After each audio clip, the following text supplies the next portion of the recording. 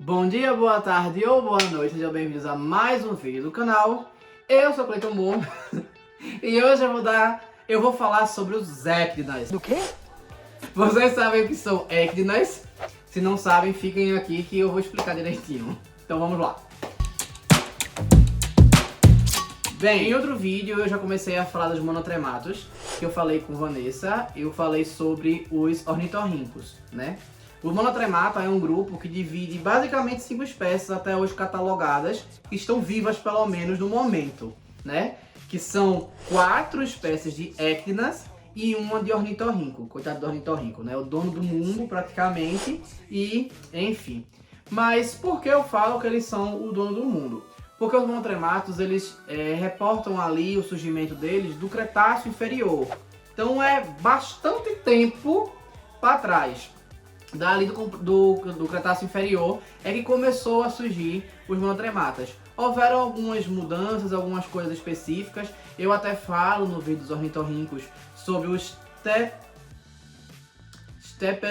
Steperodon galmani. Eu acho que dessa vez eu falei certo o nome dele. A resposta é não. E o Monotrematus sudamericanus, acho que é esse o nome do outro. Falo sobre esses dois e falo dos períodos que eles aparecem, né? Que é bastante tempo atrás mesmo. O galmani mais tempo ainda, obviamente. Ele é o mais antigo conhecido atualmente.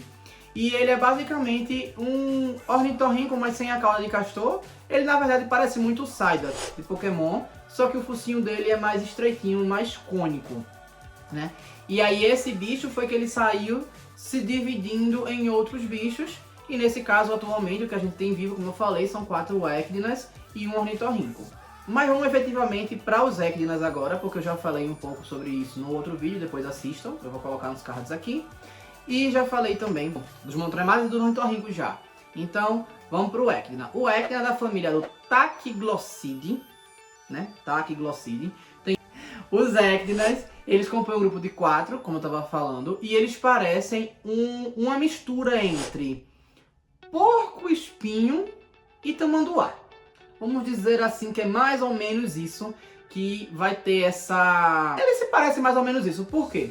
Porque ele é, né, um bicho que tem muitos espinhos, tem um focinho duro e fino, tem garras, e ele basicamente se alimenta de formigas e algumas outras coisas. Ele vai cavando para fazer um buraco e enfiar o focinho dentro, jogar a língua e puxar de volta os insetos e se alimentar deles ali.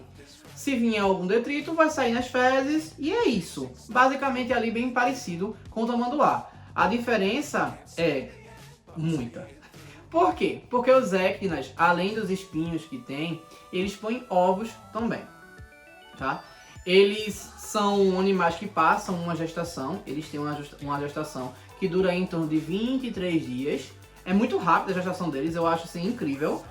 Depois da cópula são em torno de 23 dias de gestação. Depois da gestação, a fêmea põe um ovo que ela coloca dentro da bolsa dela, ou seja, ele também tem uma bolsa, tipo um canguru, tipo um marsupial. Ele coloca ali dentro. Depois que está ali dentro, em torno de 10 dias, o filhote nasce. O filhote nasce.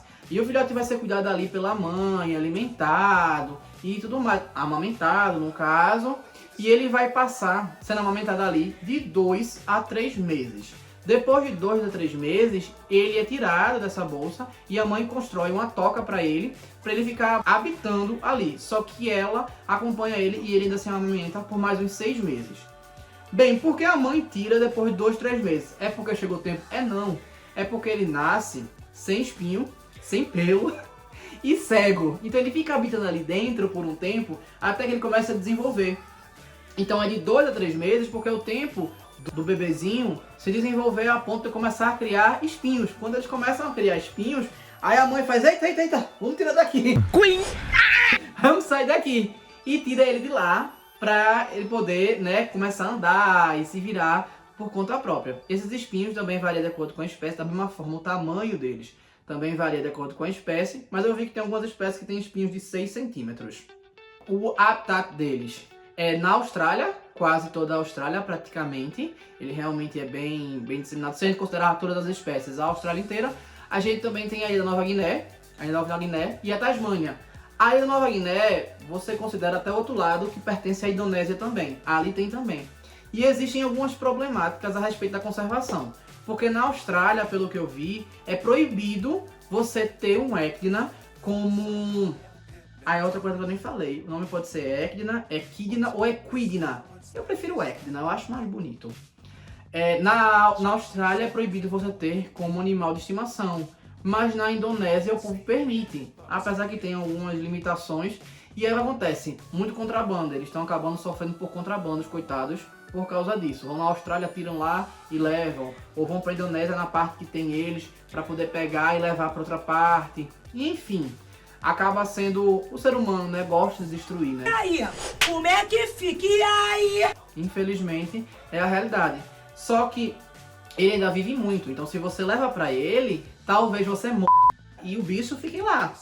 Porque alguns lugares referenciam que eles vivem tipo 45 anos. Outros lugares referenciam que eles podem chegar até 60 anos.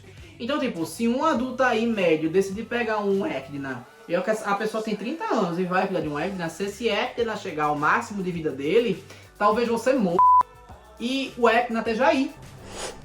Desumano. Desumano. Lindo! Vivo e o problema social que você criou. E quem vai cuidar do bicho? Como é que vai ficar? Tu domesticasse ele, vai ser como? Assim, sabe? Não orna muito com a situação ali. E aí a Austrália, vendo outros problemas associados a isso também, né? Proíbe. Ele normalmente é predado por...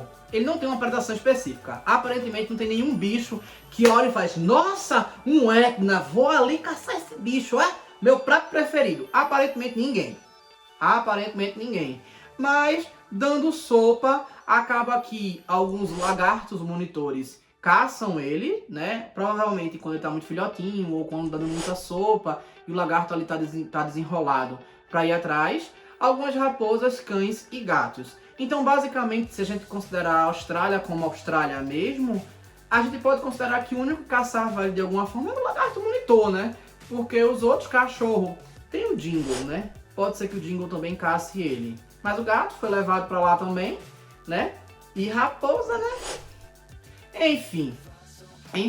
De uma forma ou de outra, ele não é predado especificamente por ninguém. Ele se encontra numa situação mais segura do que os kiwis, por exemplo. Aqui em Nova Zelândia, enfim. Oceania, do mesmo jeito. Eu já falei. Ah, não! Falta a parte da reprodução. Uma parte da reprodução que é muito legal.